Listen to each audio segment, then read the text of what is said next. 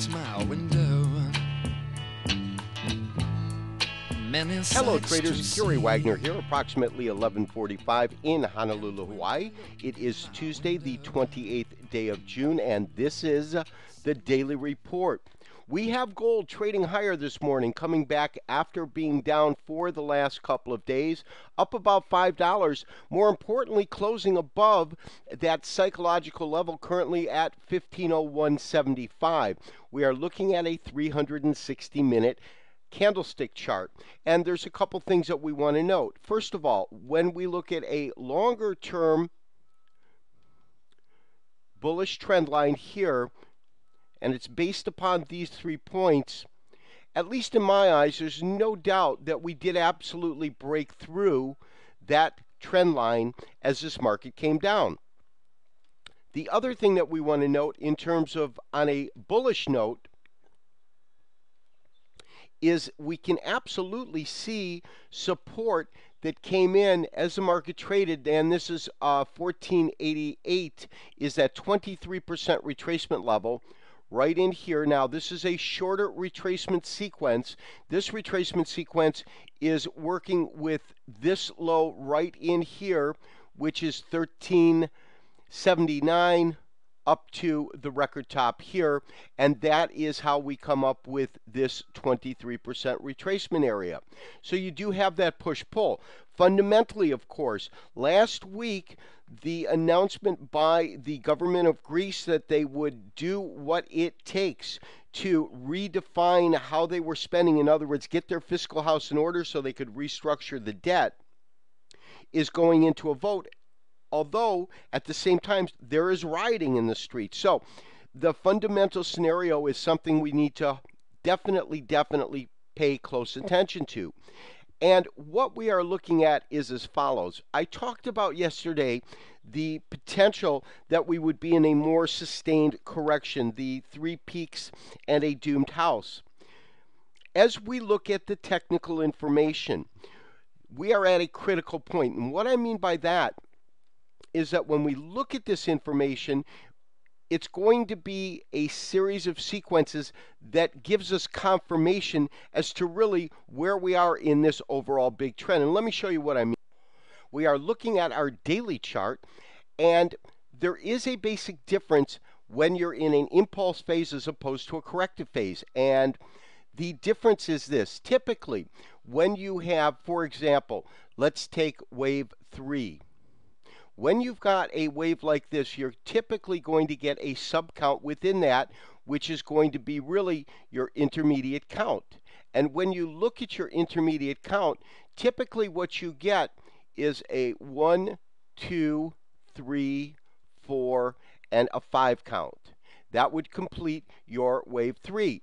And your correction is going to typically be a 3 count. 1, 2, and 3.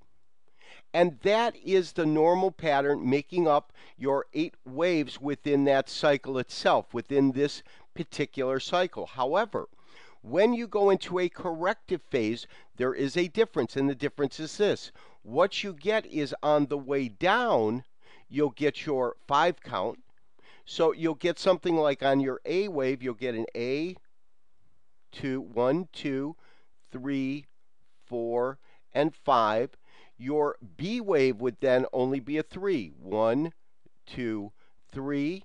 And then your C would be again a 5 count. And so that is going to be a determining factor. In other words, there's a couple of things that we're going to want to look at. The first thing is, for absolute confirmation, we have to breach these lows. We have not, as of yet, breached these lows.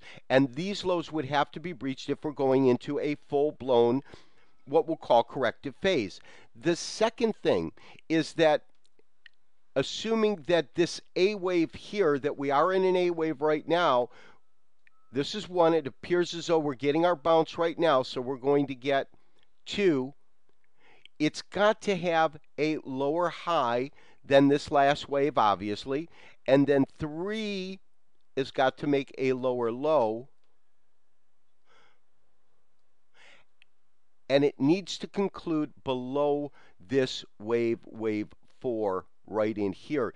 If it does not, then we're not getting the type of confirmation that we need that's telling us we have in fact entered into a corrective phase.